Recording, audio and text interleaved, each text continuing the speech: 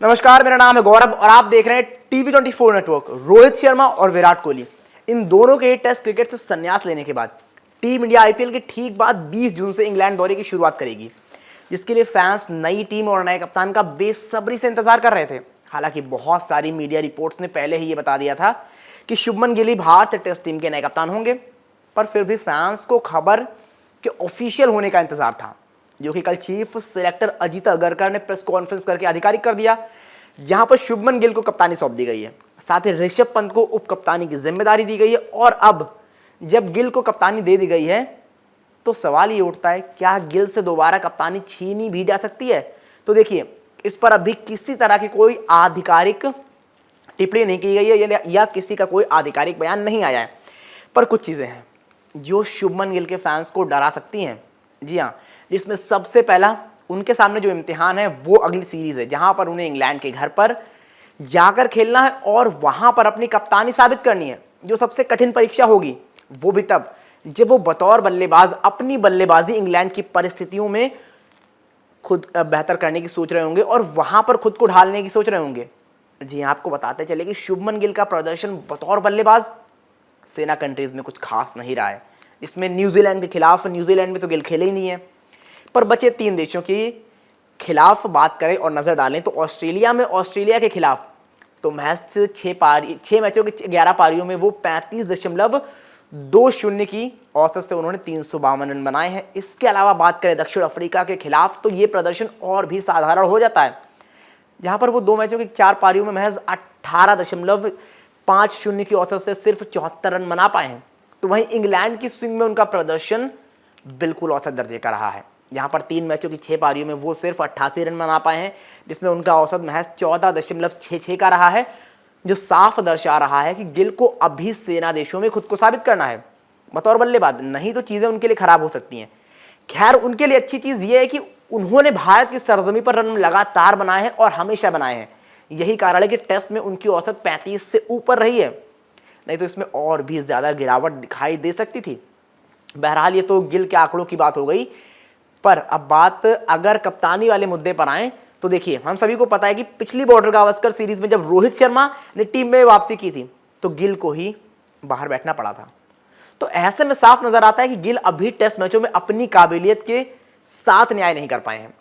तो अगर अब इंग्लैंड में भी उनका प्रदर्शन सही नहीं रहा तो उनके ऊपर तलवार लटक सकती है, क्योंकि हमने हमेशा देखा है कि इंग्लैंड और ऑस्ट्रेलिया इन जैसे दौरों पर अगर टीम इंडिया हार कर आती है तो अक्सर बड़े फैसले लिए जाते हैं।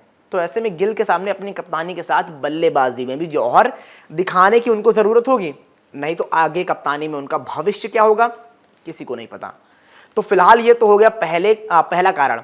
अब दूसरे कारण की तरफ नजर डालें तो गिल के कंधों पर यह जिम्मेदारी होगी कि वो खुद तो बेहतर प्रदर्शन करें, साथ ही दूसरे खिलाड़ियों से कैसे बेहतर निकलवाना है उसको भी देखें, क्योंकि कप्तानी में आपका काम सिर्फ आपका रन बनाना नहीं होता, आपको अपने रन बनाने होते ही होते हैं।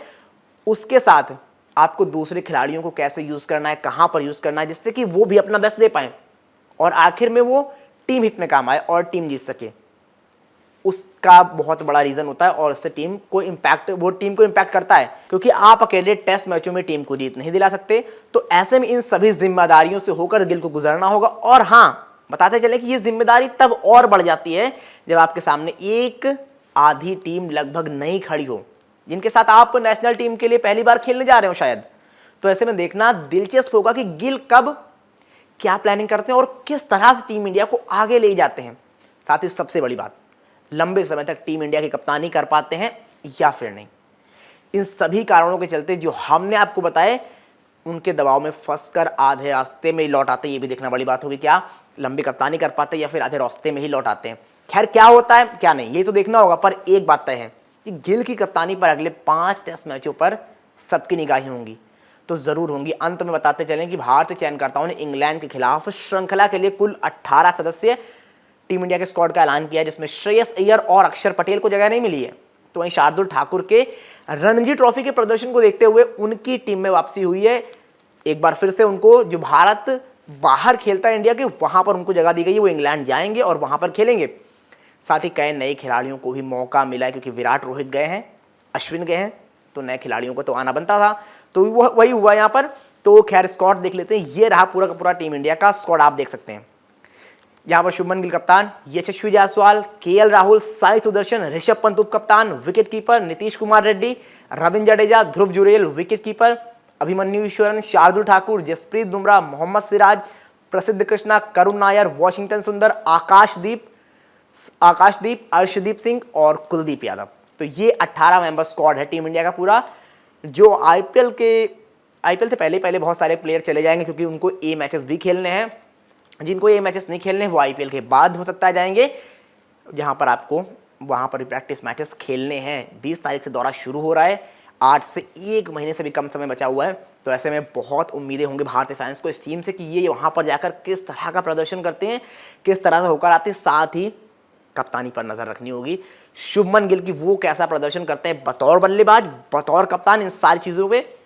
और टेस्ट मैचों में नजर रहेंगी गौतम गंभीर के प्रदर्शन की भी, क्योंकि आपने व्हाइट बॉल में बढ़िया किया, आपने चैंपियंस ट्रॉफी टीम इंडिया को जिताई है, लेकिन टेस्ट क्रिकेट में आप टीम को नहीं जिता पाए न्यूजीलैंड में। पहली बार इतिहास में टीम इंडिया 3-0 से वहां हारी, फिर टेस्ट सीरीज ऑस्ट्रेलिया से हारी। तो बड़ी कहानियां सब निकल कर आई यहाँ पर। अब देखना होगा टीम इंडिया आगे कैसा प्रदर्शन करती है। गिल और गंभीर की जोड़ी है, क्या नया लेकर आती है और किस तरह से इंग्लैंड में प्रदर्शन होता है। खैर आप बताइए इस मामले पर पूरे, आपको क्या लगता है टीम इंडिया किस तरह से प्रदर्शन करने वाली है, गिल क्या कुछ करने वाले हैं। जो भी आपको लगता है कमेंट बॉक्स में अपनी राय दर्ज कराना बिल्कुल ना भूलें।